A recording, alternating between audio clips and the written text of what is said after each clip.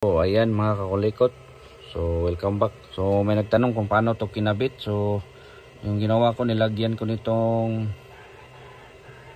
battery lugs kasi itong kapasitor na to ay ito screw or bolt type, no? Yan.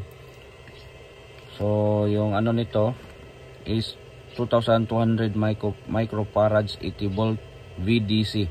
So ito yung lagi nyong tandaan, is dapat pang DC yung kapasitor na ilagay nyo, no?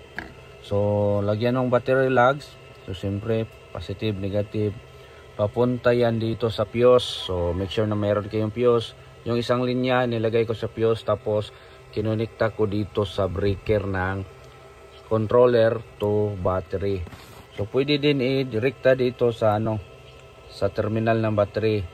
Bawa dito positive, so itong yung positive ilagay nyo dito, yung negative lagay nyo dito, pero make sure meron kayong fuse.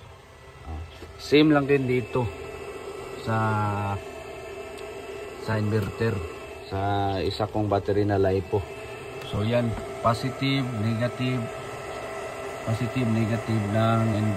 ng kapasitor, tapos may isa-isa silang fuse, at nilagay ko dito sa terminal ng inverter. So yan. So yun lang ka simple mga kulikot, no? Iparallel lang sa battery, no?